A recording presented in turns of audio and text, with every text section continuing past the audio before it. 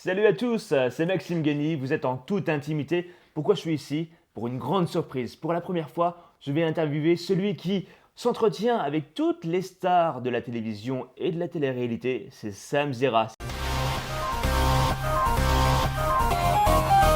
Salut Sam. Oh, j'ai peur, Maxime, je te Fais jure. peur, pourquoi? Je te fais peur? Non, tu me Ma fais tête? pas peur du tout. Je suis super content que ce soit toi. Mais ça me fait bizarre d'être à la place de l'invité. Ah, pourquoi tu m'as proposé de t'interviewer alors? Et ben parce que tu es quelqu'un que j'aime beaucoup, parce qu'on se connaît depuis maintenant quelques années, parce qu'on a évolué un certain temps professionnellement sur une émission en Ensemble, commun. sur le câble et le satellite. Voilà, exactement. Et parce que je sais pas, je t'ai visité. Quand mon caméraman Julien, il a eu l'idée, il a dit pour Noël, il faut qu'on fasse cette surprise-là, il faut que tu sois l'invité. Pense à quelqu'un qui pourrait t'interviewer, j'ai pensé à toi. Ah voilà, en tout cas, ça fait extrêmement plaisir de pouvoir t'interviewer parce qu'on veut davantage te connaître. Qui es-tu, Sam Zera? C'est vrai que tous les youtubeurs se posent la question, en tout cas ceux qui te regardent. D'ailleurs, youtubeur influent, tu es regardé par des milliers de personnes. Est-ce que tu te considères aujourd'hui comme ça? Alors moi, j'ai un recul très bizarre sur tout ça parce que je travaille de chez moi énormément quand je suis pas en tournage. Et donc, si tu veux, j'ai très peu de temps pour moi, donc très peu de temps pour sortir, pour voir du monde. Et à chaque fois, ça me fait très bizarre quand les gens viennent me voir, viennent me parler. Et je n'ai pas conscience de l'impact du travail parce que tout est allé très vite sur 2 ans et demi. C'est-à-dire que les gens t'arrêtent dans la rue? Ah oui, Ah ouais? ah oui, non, mais je te jure, ça me fait bizarre à chaque fois. En plus, je sais que tu le sais, mais contrairement à ce qu'on peut croire, je suis quelqu'un de très timide. Ouais, c'est vrai. Donc je suis encore plus timide que les personnes qui viennent me voir. Mhm. Donc c'est super bizarre. Mais C'est attrayant quand même. oui, bien Les gens sûr, sont toujours bienveillants, j'imagine, Ah, mais- surtout ceux qui viennent te voir. toujours dans la rue, c'est toujours très bienveillant. Mais pour te répondre, non, moi j'ai pas la sensation Mhm. d'être un youtubeur influent parce que c'est difficile d'avoir un recul sur ce qu'on fait, Mhm. sur son travail. Ouais. Toi, t'es regardé par combien de personnes? C'est quoi tes millions de vues? T'as un chiffre? Oui, alors en moyenne c'est 30 millions de vues par mois au Ah ouais. cumul de toutes les vidéos. Et puis là, j'ai dépassé les 730 000 abonnés. On a dépassé les Bravo, 730 000 abonnés en 2 ans et demi. Donc, tu comprends pourquoi j'ai du mal mon cerveau a du mal à se rendre compte de tout ça, quoi. Ces 730 000 abonnés, tu les as eu au fil du temps. C'est quoi le profil de des personnes qui te regardent? On allait dire des téléspectateurs, mais c'est plus que des téléspectateurs, ce sont des internautes. Oui, ce sont des internautes, ce sont des spectateurs. Alors moi, j'ai énormément de personnes entre 15 et 34 ans. Très bien, c'est Voilà. la cible. C'est ma cible, Mhm. 15-34 ans. Mais après, de 7 à 77 ans, on peut regarder mon travail, on peut regarder mes vidéos parce que je mets un point d'honneur, enfin j'essaie du mieux que je peux, à faire attention à la façon dont je vais parler, communiquer sur certains buzz, sur certaines polémiques. Je pense qu'on peut parler de tout, mais qu'il faut savoir mettre des formes. Tu interviews des personnalités de la télévision, des candidats de télé-réalité. Qu'est-ce qui te fascine chez eux, franchement? Les histoires. Mhm. Les vécus. Moi, j'aime les gens. Tu vois, j'aime partager, j'aime découvrir le passé, les histoires, pourquoi telle personne en est arrivée là. Est-ce qu'il y a des blessures dans l'enfance? Est-ce que c'est un besoin de reconnaissance? J'apprends énormément. On apprend beaucoup, hein, tu le sais. Hein. Ah ben, tout le temps, au dans la con- conversation, dans l'échange. Exactement, on apprend au contact des gens et je crois que c'est ce qui m'anime le plus. On reproche souvent aux candidats de télé-réalité de dire peu de choses intéressantes. Est-ce que tu peux m'affirmer ou m'infirmer cette information? Alors, le fond est souvent léger Mhm. quand on parle de télé-réalité. La télé-réalité, ça ne sauve pas le monde. Hein. On est, bah, Du divertissement. c'est du divertissement, On est d'accord. c'est fait pour passer un bon moment, c'est fait pour oublier ses problèmes personnels. Mhm. C'est pas fait pour sauver le monde. Mhm. Donc bien évidemment que souvent le fond est léger, mais c'est ce qui fait plaisir, c'est ce qui permet de changer un petit peu quand on rentre du travail. C'est quoi. un peu une bulle d'air pour toi. Tu t'intéresses à ces personnes qui, en tout cas, font rire parfois. Oui, mais alors le contenu, c'est pas de l'air. Mhm. Le contenu, c'est pas de l'air parce que moi, le contenu, j'essaie de le trouver. J'essaie pas de me contenter à me dire ah tu as couché avec telle personne, ah telle personne t'a clashé. Ça, c'est la C'est pas télé-réalité. uniquement à la recherche de polémiques pour faire parler de toi. Pas du tout, mais pas du tout. Moi, ce qui va m'intéresser, comme je te disais, c'est le vécu de la personne, c'est son histoire, c'est pourquoi elle en est arrivée là, Mhm. pourquoi est-ce qu'elle a voulu faire de la télé-réalité, est-ce que c'est un besoin de reconnaissance, qu'est-ce qui s'est passé dans son enfance, dans son passé. Et en fait, je me suis rendu compte qu'en creusant avec ces personnes, Mhm. eh ben, on en apprend beaucoup. Et en fait, elles ont souvent des histoires de vie douloureuses, Mhm. Ouais. tu vois. Je vois, absolument. Tu essayes d'aller un peu en profondeur. Est-ce que toi, tu aurais aimé être un personnage de télévision réalité? Oh, quand j'étais plus jeune, oui. Ouais. Quand- Ça t'est passé? Ça m'est complètement passé. Mais quand j'étais plus jeune, mais j'ai participé à des émissions. Hein. Bah oui, c'est vrai, c'est un truc de relooking, je crois. à Oui, l'époque, j'avais sur fait TF1. une émission de T'as pas relooking. été déprogrammé d'ailleurs. Si, c'était passé sur TMC à l'époque où Ouais. TMC était un petit peu caché, tu vois. Donc j'avais fait une émission de relooking, j'avais fait le dîner presque parfait en 2013, une édition spéciale que j'avais gagnée avec des homards, pour ceux qui s'en souviennent. J'ai Des cuisiné... homards. Oui, j'avais cuisiné des homards vivants. La vidéo elle est peut-être disponible Et encore tu les sur as Internet. mangés. Et je les ai mangés à l'époque, ouais. D'accord. Ouais, ouais. Bon, youtubeur, on dit pour certains c'est un métier, mais pour toi c'est ton vrai métier. C'est. Ah oui, Ouais. c'est mon activité à plein temps. Est-ce que c'est facile à faire? Ah non. Pourquoi? Psychologiquement, c'est très dur, si tu veux, parce que quand tu es youtubeur, je sais, ça étonne beaucoup de Ouais, gens. c'est étonnant. Mais quand on est youtubeur, si tu veux, tu es multicasquette, tu fais tout. Souvent dans une entreprise, tu as des services. Tu as un service communication, tu as un service montage, Mhm. tu as un service rédactionnel, tu as plein de services différents et Et- plein de gens qui font plein de choses différentes pour la même société. Et là tu fais tout. Mais là, tu fais tout. Bah, tant mieux. Tu maîtrises de A à Z le processus. Oui, d'accord. Mais quand est-ce que j'ai des moments pour moi? Quand est-ce que je peux me Bah, détendre? accorde-toi un week-end. Mais non, mais je les ai plus, Maxime, moi, depuis... À ce point-là. Mais ouais, en ce Alors c'est moment... quoi ta cadence? Tu fais combien de vidéos par jour? Est-ce que tu les cales par le biais des sociétés de production, des chaînes de télévision? Alors, je diffuse, en ce moment, je tourne à un inédit par jour, ce qui est beaucoup Mhm. en termes de rythme, surtout Y compris sur YouTube, le week-end? y compris le week-end, D'accord. bien sûr. Et ta question, c'était si je passe par les boîtes de production, Ouais, exactement, c'est pour, ça? pour qu'on les Voilà. contacter, ces candidats. Ah, maintenant, c'est moi qui fais tous les coups de fil. Hein. C'est Mhm. moi qui lance. J'aimerais bien que les boîtes de production me disent alors, on t'a calé telle personne à telle date, à telle heure. Après-demain, tu auras celui-là. J'aurais beaucoup moins de travail, tu vois. D'accord. Je travaillerais peut-être pas de 7h à minuit Ouais, bien sûr. tous les jours. Non, si Donc- c'était si facile, je kifferais. Donc c'est une personne par jour que tu proposes. Exactement. Très bien. Il faut dire que voilà, il y a une équipe de production derrière toi, il y a un réalisateur, il y a une maquilleuse. Exactement. Je travaille avec un réalisateur. Pas fait à la va-vite, disons, voilà. Avec deux Il y a des- monteurs. il y a des lumières, on est équipé en micro, voilà, c'est pas un truc fait avec deux bouts de ficelle. Le youtubeur, c'est un métier sur Oui. lequel tu as une Alors, production. Je vais être très clair, Maxime. YouTubeur, c'est un métier et personne ne peut le contester. J'ai créé une société pour pouvoir vivre de cette passion, pour pouvoir vivre de YouTube. J'ai créé une société, je paye de la TVA, je paye des impôts dessus, j'ai des horaires. C'est un métier. T'es payé comment? Par les revenus publicitaires de YouTube notamment? Exactement. C'est un D'accord. partage publicitaire qui se fait entre la plateforme YouTube, donc Google, via mes vidéos. Il y a également, enfin j'ai un MCN, tu vois, c'est un petit peu ce qu'on appelle le manager des YouTubeurs. Multi-channel network. Exactement, multi-channel network qui est là pour proposer de la publicité, du contenu publicitaire ciblé en fonction de mes contenus Donc tu es propres à payé moi. au clic. Oui, bien sûr, je suis payé au clic. Combien de centimes le vu, la vue? Et je maîtrise pas tout ça, mais vraiment pour de vrai, je maîtrise pas tout ça parce que les trucs 1 euro 1000 vues, c'est totalement faux. Ah ouais? Mais c'est complètement fake parce qu'en fait, ça dépend complètement de la catégorie. Si tu vas parler de beauté, ça va être moins rémunéré que quelqu'un qui va parler de gaming. Pourquoi? Parce que le marché est un petit peu saturé. Tu as tellement de personnes qui font de la beauté C'est vrai. sur YouTube, forcément que le gâteau, il est partagé en plusieurs parts. On est d'accord. C'est comme dans la vie de tous les jours. Mhm. C'est comme dans n'importe quel métier. Mhm. Ouais. Donc, mais t'as pas de salaire fixe. Ah, je crois. n'ai pas de salaire fixe. C'est-à-dire que si je travaille pas, si j'assure pas dans mes vidéos, bien évidemment que mon salaire il varie. Ouais. Je n'ai pas cette sécurité de l'emploi, j'ai pas cette sécurité du salaire que j'avais à l'époque. Est-ce que tu veux en parler de combien tu touches en fourchette? Moi, je pourrais en parler, Mhm. mais je n'ai pas envie d'en parler parce que je sais que ça va susciter la polémique. Alors, est-ce que c'est pas au niveau? Alors, il y a 4 youtubeurs qui sont extrêmement payés en France. Au top 4, Cyprien, Enjoy Phoenix, Norman et Squeezie. Voilà, ça c'est la forme. Hein. Squeezie qui est le plus rémunéré avec près de 800 000 euros de revenus publicitaires, uniquement publicitaires. Uniquement pour sa chaîne Uniquement YouTube? publicitaire. Après, il y a les partenariats et autres, hein. Mais ça, c'est pas comptabilisé sur le capital. Donc toi, t'es pas encore à ce niveau-là. Ah bah, j'ai pas 10 millions d'abonnés. Hein. On est d'accord. Mais en tout cas, tu commences à en vivre. Bien sûr, je commence pas à en vivre. Ouais. J'ai envie, et heureusement que je peux en vivre, Mhm. parce que ça me permet de pouvoir continuer. Ça me permet de pouvoir continuer à proposer du contenu qu'il faut le rappeler, c'est du contenu gratuit pour les internautes. Alors, ça, c'est très important de le dire. Hein. Tu as ta chaîne YouTube, mais il y a aussi, je crois, un partenariat avec Public. Mais tu travailles pour Public, le magazine Public, la marque Public? Alors, j'ai beaucoup eu cette question, mais j'y ai jamais véritablement répondu. Donc, ta question, Réponds-nous, enfin. elle on est très peut- bonne.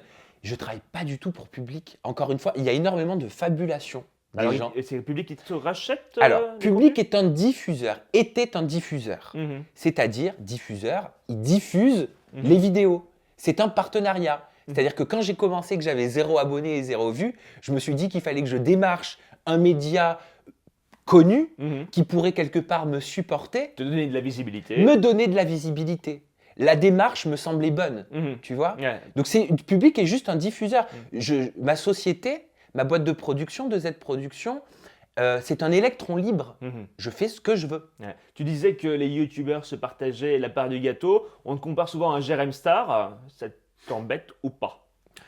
Oui, ça m'embête. Pourquoi? Parce que c'est deux blonds, ils font parler de Pas du télé-réalité. tout. Non, non, non, ça va plus loin que ça. Ça m'embête parce que tu sais, c'est fatigant d'entendre tous les jours, quand tu fais une activité depuis presque 3 ans, d'être en permanence comparé. Je sais que c'est le jeu. Moi-même, en tant qu'être humain, C'est je le très fais. humain. C'est très humain. Même pour moi, tu prends la place de quelqu'un dans l'émission de télévision. Bon. Le public a besoin d'avoir un point de repère. Voilà, Jérém Star, il est dans le business depuis 2007. Mhm. Et il se débrouille très bien. Voilà, Il ça gagne très bien sa vie. fait donc 11 ans. Mhm. Moi, j'y suis depuis le 26 avril 2015. D'un côté, j'ai envie de te dire que si on me compare à quelqu'un qui fait des millions de vues, qui a réussi à consolider, à se créer une audience, au bout de 2 ans et demi, quelque part, c'est valorisant. Mhm. Là où ça ne me valorise pas, c'est que je trouve que on est totalement différents. Oui, lui dans un bain, il est un petit peu bitchy. Mais ça va au-delà de ça, ça va au-delà de la forme en fait. Mhm. Le contenu, il est totalement différent. Et moi, ce qui a tendance un petit peu à m'irriter, c'est que je me dis, et je sais que les gens le savent qu'on est totalement différents, je les vois les commentaires. Mais ce qui va m'énerver, c'est que pourquoi nous comparer en fait? Parce que vous parlez de télé-réalité. Oui, d'accord, mais regarde, il y a TPMP, il y a Quotidien sur une chaîne Vous parlez de concurrente. télé-réalité sur des chaînes YouTube. Et TPMP, c'est sur une chaîne hertzienne, Quotidien, c'est sur une chaîne hertzienne, le JT de TF1, il est sur TF1, le JT de France 2 sur France 2, le JT de François sur France 3. Pourtant, on n'est pas en train de dire que TF1 a copié France 2 a copié France 3. Il y a de la place pour tout le monde. Mais avant que tu débutes, est-ce que tu t'es un peu inspiré de lui ou pas? Mais pas du tout. Avant que je débute, j'ai travaillé pendant 3 ans pour une chaîne, dans une émission, une quotidienne qui parlait de télé-réalité. C'est là où, quelque part, j'ai fait mes armes. Donc moi, la télé-réalité, j'en parle depuis 5 ans. Alors quel était le déclic pour lancer ta chaîne YouTube? Le déclic, Ouais, je ne voulais pas avoir de hiérarchie. pas de patron. Pas de patron. J'avais envie. Je pense que Ton propre patron, Mais- c'est toi. voilà. Mais je pense que c'est très personnel. Hein. J'ai pas un caractère. Moi, je crois qu'en fait, mon caractère n'est pas compatible avec la hiérarchie. J'ai beaucoup de mal avec ça. Donc Et tu j'ai préfères pas- diriger les gens. J'ai besoin d'être leader. Vos ordres citoyens. À terme, Voilà. c'est quoi ton objectif? Là, tu es en train de monter pas mal de vidéos, tu en as une par jour. C'est quoi l'objectif? C'est de les vendre, de faire un DVD, de faire un spectacle, un one-man show? Un one-man show, non, c'est pas d'actualité. Les vendre, elles sont déjà sur YouTube, donc elles sont disponibles pour le public gratuitement, donc non. Mais tu vas aller plus loin peut-être? Aller plus loin, moi, mon véritable rêve et ce qui m'anime vraiment, sur le moyen terme, j'aimerais être producteur pour la télé. Producteur de télévision. Ouais, j'aimerais créer mes contenus pour la télévision, j'aimerais développer mes programmes, mes propres programmes de divertissement, de télé-réalité. J'ai énormément d'idées, j'aimerais pouvoir les mettre en œuvre. Autant tu préfères être derrière la caméra ou devant la caméra? Parce que je sais que tu voulais faire de la télévision absolument à une certaine époque. À quelle époque? L'époque il y a 2-3 ans, peut-être encore aujourd'hui, mais tu ne quand, révèles pas. quand je travaillais pour la Oui, chaîne absolument. People. D'accord. Moi, j'aime les deux. Les deux m'animent, tu vois.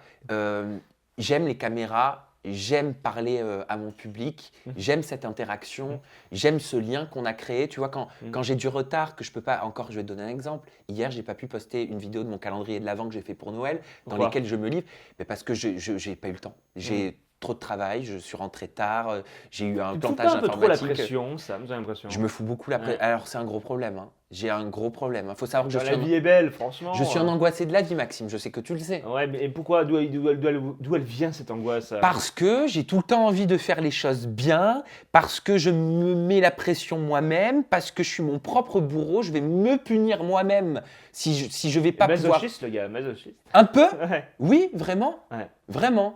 Je me rends malade. Alors- Et ça, c'est le point négatif, c'est ce qui me bouffe, ouais. Tu as une image hyper positive, mais j'ai cru comprendre que tu as passé une année un peu difficile. Pourquoi?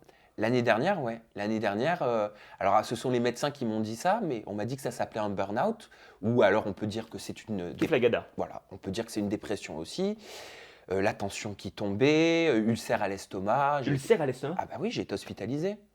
Mais parce Tu sais que que... l'ulcère, c'est généralement lié au stress, hein. Mais je sais, mais à cette époque, je ne savais pas que le psychique, que le mental pouvait jouer sur le Bien physique. sûr, parce que la maladie, c'est le mal à dit, le mal qui s'exprime. Mais ouais, mais ça, je ne le savais pas, j'en avais pas pleinement Attends, conscience. t'es ton propre producteur, t'es ton propre patron, t'as pas à te foutre de la pression, non? Les gens ne se rendent pas compte, mais quand tu es sur YouTube, je peux t'assurer que psychologiquement, c'est très dur. Je ne suis pas le seul à le dire. Mais c'est très dur parce que tu rentres dans un engrenage. Mhm. Tu as tout qui est sur tes épaules à tout seul. Tu vois, Mhm. avant, quand j'étais salarié, j'ai toujours été quelqu'un d'impliqué. Mhm. Mais là, c'est pour ma pomme, tu vois, que je travaille. C'est pour Mhm. les plus de 730 000 personnes qui me regardent. J'ai pas envie de les décevoir. Ah, tu vas pas aller. Ouais, d'accord. Mais je sais, tu sais, c'est un engrenage en fait. Ouais. Tu te fous dans un engrenage et après peut-être que c'est ma personnalité, mais de toute façon, je suis un angoissé de nature à la base. Hein, donc je fais du développement personnel pour essayer de changer ça. Hein. Toi, tu t'es lancé dans la fameuse loi d'attraction. On en avait parlé. La loi d'attraction, en gros, c'est apporter à vous, attirer à vous tout ce que vous le souhaitez. Et Oui. surtout, ne pas dire ce que vous ne voulez pas. Parce que Exactement. ça aussi, ça se met en route. Exactement, parce que et ben ça, on en avait beaucoup parlé, hein, rappelle-toi. C'est que je suis convaincu que les pensées négatives, c'est pas bon. Le problème, c'est qu'il faut pas mentir aux gens. Les pensées négatives, elles ne peuvent pas partir comme ça. C'est ça. Mais la pensée C'est un crée. travail à faire. Ouais, c'est ça. Mais la pensée, enfin, l'esprit en tout cas, et le sentiment par la même occasion. Justement, quand tu étais petit, tu rêvais de faire ce métier? Oui. Ouais. Ouais, Ça ouais, t'a ouais. toujours fait. Toujours. J'ai retrouvé des Triper. vidéos, je les ai partagées dans mon calendrier de l'Avent. On me voit quand j'ai 4 ans en train de diriger ma sœur avec mon père qui fait Déjà le directeur. caméraman. Et on faisait Cendrillon, des scènes de Cendrillon, donc tu vois, je refaisais tout le truc. Et en sixième, à 11 ans, j'avais demandé à mon père de m'offrir ma première caméra. Et je Ah! créais déjà mes téléréalités inspirées de Love Story d'enfermement. D'accord. Et après, je faisais les interviews, je les maquillais, je les coiffais, je leur posais les questions. C'est marrant, hein? Ah, c'est drôle comme ça. Ouais. Ton enfance, comment tu l'as définie? Alors, c'est un sujet dont j'ai pas parlé pendant très longtemps, parce que c'est un sujet qui était douloureux. Ah ouais? Ouais, et qui l'a encore. Même ma mère l'a su très récemment, parce que je lui ai caché pour pas lui faire de la peine. Mais si tu veux, moi j'ai vécu une enfance où j'étais moqué. J'étais terriblement moqué à Moqué l'école. où ça? Au Ah collège? bah depuis le primaire. Parce que les gamins trouvaient que j'étais différent, parce que je jouais avec les filles, parce que je jouais pas aux voitures, parce que parce que je me bagarrais pas, parce qu'on m'appelait la femmelette, la tapette, le PD. Parce que je me faisais frapper aussi quand j'étais petit, beaucoup, quasiment tous les jours.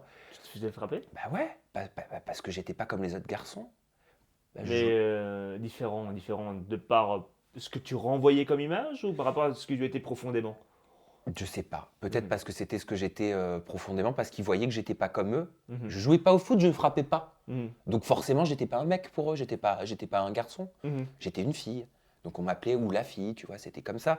Et c'est très dur quand tu vas à l'école petit avec la boule au ventre, que tu pleures dans les toilettes et que tu le dis même pas à tes parents parce que c'est une honte, c'est une gêne. Tu l'as gardé pour toi? Ben oui, ben tu sais pas ce que c'est quand t'es petit l'homosexualité. Mm. Tu sais pas ce que c'est d'être gay, on t'en parle même pas. Tu Mm. peux pas mettre de mots là-dessus. Donc tu te dis comment ça se fait que je suis pas attiré par les filles, comment ça se fait que j'ai pas de petite copine. Mhm. Tu vois, tu le sens mais tu peux pas mettre de mots dessus. C'est bizarre. Donc j'ai grandi avec ça, tu vois. Et puis au collège, ça s'est intensifié. Parce au collège, les gamins, ils sont encore plus méchants. Évidemment, ouais. Là, il y avait beaucoup plus de tension. Est-ce que tu as réussi à avoir des confidents, en tout cas à t'en sortir d'une manière ou d'une autre? Ben, je le confiais même pas à mes amis de l'époque parce que j'en avais honte, si tu veux. Hein. Donc, Tu avais honte de ta ouais. sexualité, c'est ça? Ouais, j'ai fait mon coming out à 18 ans. Donc tu vois, c'était tard. Enfin tard. Mhm. C'est jamais tard, même à 30 ans, c'est jamais tard. Tout le monde le fait en fonction de sa propre histoire de vie. Bien sûr. Mais moi, oui, j'en avais honte. J'essayais de combattre ça, de me dire que c'était pas normal, de me dire que le cheminement classique, c'était qu'il fallait que je me marie, que j'ai une femme, que j'ai des enfants. Mais je me mentais à moi-même. T'as essayé avec les filles? Ouais, j'ai essayé. Mhm. J'ai essayé, bon, c'était touche pipi. Hein. Voilà, tu peux pas aller contre ta propre nature d'une manière ou d'une autre. Je hein. pense pas. Mhm. Ou alors, dans ce cas-là, ça veut dire jouer un rôle, jouer un Mhm. personnage, et j'avais pas envie de me forcer à me marier Mhm. et de vivre une double vie, surtout pas. Tu vois, j'avais envie d'être honnête envers moi-même et envers mes proches. Tu as plus de 700 000 abonnés, il y a pas mal de personnes qui te regardent. Tu as des conseils à leur donner sur comment réagir face à ça, face à ces moqueries? Il faut en parler. Je crois qu'en fait, il faut en parler. Parce que quand on est gamin, on prend ça comme une véritable honte. On ne comprend pas pourquoi tout le monde s'acharne sur soi, alors qu'on est venu au monde juste comme ça. Et je pense qu'en fait, oui, il faut en parler. Il y a toujours matière de trouver quelqu'un, peut-être dans le lycée, dans le collège, à ses professeurs aussi, peut-être pour en parler. Des fois, si on ne trouve pas le courage auprès de sa famille. Et est-ce qu'aujourd'hui, tu es totalement épanoui? Ah oui, aujourd'hui, j'ai plus aucun problème. Je suis totalement épanoui. C'est accepté par mes parents depuis l'âge de mes 18 ans. J'ai cette chance-là, contrairement à beaucoup de personnes pour qui ce n'est pas le cas. Donc l'épanouissement est arrivé juste par l'acceptation de ce que tu es, C'est de par ça. ta famille, tes amis, ton entourage. C'est ça, exactement. Mhm. Mais je pense qu'aujourd'hui, j'ai encore les séquelles de tout ça. Et peut-être que, quelque part, inconsciemment, peut-être que si je fais ce métier, Mhm. peut-être, c'est juste des suppositions, hein. Non, mais Mais vas-y. peut-être que si j'ai ce besoin aussi de, je sais pas, de faire quelque chose de public, Mhm. c'est peut-être un besoin de reconnaissance inconscient. Parce que je me souviens d'une chose, ça je m'en souviens très bien quand j'étais gamin et que je me faisais tabasser. Mhm. Dans ma tête, je me disais, la vie se chargera de me venger, tu vois. Et j'avais envie de devenir quelqu'un à l'époque. Mhm. Je rêvais de devenir quelqu'un pour me dire, tu vois, pour me dire, ok, vous vous foutez de ma gueule. Vous verrez de quoi je suis Vous capable. me mettez plus bas que terre, Mhm. mais je lâcherai rien. Mhm. Et un jour, vous me regarderez. Et ça t'a donné de la force Quelque part, ça m'a donné de la force, Mhm. je pense, pour avancer. pour avancer. Ouais. Parce que tu crois au karma. J'y croyais pas à l'époque, Mhm. mais aujourd'hui, je l'explique peut-être comme ça. C'est ça. Se faire confiance, c'est un peu le maître mot. Se de faire tout ça. confiance. Ouais, tu vois. De raconter tout ça, j'en tremble, hein. Mhm. Ouais, je vois ça. Hein. Je te promets. Là, ça je me- te sens un peu fébrile. Ah, je te jure, ça Ouais, c'est très étrange. Donc, être animateur, journaliste, c'est venu naturellement. C'est quelque chose que tu voulais véritablement faire, Oui. étant jeune. C'est un parcours de vie finalement que tu accomplis merveilleusement aujourd'hui. Je sais pas si je l'accomplis merveilleusement aujourd'hui parce que je suis très dur envers moi-même et Mhm. mes objectifs, ils sont toujours plus hauts. Mhm. Mais je pense que c'est comme ça qu'on avance aussi. Mhm. Mais je me sens accompli aujourd'hui. Tu parles de ta sexualité, mais on ne te voit jamais avec ton copain, pourtant avec qui tu es depuis quelques années. 3 ans, ouais. Pourquoi? Tu veux pas être la personnalité publique? Non, parce que je suis pudique en fait. Ouais. Je suis pudique dans ma vie personnelle. Et puis aussi, il fait pas le même métier que moi. Lui, il est dans la finance, tu vois, donc strictement rien à voir. Et tant mieux, hein, j'aurais pas aimé être avec quelqu'un qui fait la même chose que J'imagine. moi. Voilà. Mais je pense que pour vivre heureux, vivons cachés, l'expression, elle est pleinement vraie. Je te l'accorde. J'en suis convaincu. Et j'ai pas envie de l'exposer. Et lui ne le souhaite pas non plus. Mhm. Voilà, donc je respecte, tout Très bien. simplement. Respect. Très bien, on arrive déjà bientôt au terme de cette interview. Maintenant, on va passer à l'instant vérité. Faut être hyper cash, Tac d'accord? au tac. Très bien. Je le fais déjà dans mon émission de radio, donc Sur Radio VL, radio sur VL, absolument, chaque mercredi, à partir de 22h, on accueille les invités. Et là, ok, tac au tac. Tu es prêt? allez, c'est parti. Sam, face à la critique, pardonnes-tu facilement aux gens? Ah oui. Alors sans hésitation, oui. Parce que je pars du principe qu'à partir du moment où je donne quelque chose de mon travail, où je donne quelque chose de moi, à partir du moment où tu le rends public, ça ne t'appartient plus. Ça appartient aux gens. Et c'est eux qui se font leur propre opinion et tu ne peux pas maîtriser l'opinion des gens. Donc que ce soit vrai ou faux, ça leur appartient. Sam, la critique qui t'a le plus blessé La critique qui m'a le plus blessé récemment, disons, récemment, liée à l'univers professionnel ou autre. qui m'a le plus blessé, honnêtement, Mhm. dans le passé, j'étais très blessé par les commentaires, Mhm. mais je le suis plus justement parce que j'ai ça, ce que je viens de te dire, cette phrase qui résonne en moi. Mhm. Et j'arrive à me dire qu'à partir du moment où je rends mon travail public, faut pas que je prenne les choses personnellement. Mhm. Bouclier. Ouais, bouclier. Sam, le compliment qui t'a le plus réjoui? Le compliment qui m'a le plus réjoui, toutes les personnes qui m'écrivent et qui me disent qu'elles checkent ma chaîne quotidiennement et que mes vidéos leur donnent le sourire et que même quand elles vont mal, ça leur permet de rebondir. Mais alors ça, je crois que c'est ce qui m'anime, c'est pour ça que je fais ce métier. Sam, ta plus grosse phobie? Ma plus grosse phobie, Ouais. Un serpent! arrête, j'en ai beaucoup. Je suis quelqu'un de phobique. Je me demande si je suis pas bipolaire. Ah ouais? Ah oui, vraiment. Bipolaire, versatile plutôt? Ah mais attention, c'est pas à peu près. Versatile, non, je suis plutôt. Non, ça, je vais pas en parler. Non, mais bipolaire, ouais, écoute, C'était quoi la question? Ta plus grande phobie? Ma plus grande phobie, la mort. J'ai peur de mourir. Tu sais que l'esprit reste. Je sais pas ça. Je sais pas si l'esprit reste. J'ai très peur. Tu crois à la vie après la mort? Je sais pas. Je sais pas ce qu'il y a après. Je me dis, t'imagines si tu sais que t'es mort? C'est pour ça qu'il faut bien profiter de la vie. Si tu sais que t'es mort, Qu'est-ce qui se passe? Tu fais quoi pendant tout ce temps? Et puis si tu sais pas que t'es mort, qu'est-ce qui se passe? Il se passe plus rien. C'est comme une anesthésie générale chez le chirurgien, tu vois. Ouais. Donc ça me fait très peur. Mhm. Sam, une chanson qui te rend joyeux. Britney Spears, Laquelle? toutes ces chansons. Mais j'adore Toxic. Baby One More Time, non? Ah bah forcément, c'est le classique, mais moi je vais être plus Baby, can't you see, I'm calling, a guy like you should wear a warning. Voilà. Dangerous. Waouh, tu J'ai vu connais. ça, ouais, karaoké est parti. Dernière question, Sam, quelle est ta devise, ta maxime, ta philosophie de vie? Ce sera une citation et ce sera faire les choses sérieusement sans jamais se prendre au sérieux. Voilà une excellente conclusion. Merci Sam, merci beaucoup de nous avoir suivis. Alors, c'était pas si compliqué que ça. Un peu quand même. Ah ouais, c'est dur d'être à la place de l'invité. Mais merci Je me Maxime. ferai un plaisir à te poser des questions. Et- J'espère qu'on a réussi à apprendre à te connaître davantage. En tout cas, c'était un vrai plaisir de partager ce moment avec toi. D'ici là, on se dit à très bientôt. On se dit à très bientôt. Et la prochaine fois, Maxime, si je tombe malade ou si j'ai 42 fièvres, je t'appelle. Bah avec plaisir. Parce que t'as été au top, hein. Tu m'appelles, tu m'envoies un WhatsApp et, ou un pigeon voyageur, ça dépend. À très vite dans toute intimité. À bientôt. Ciao, ciao. Bye bye.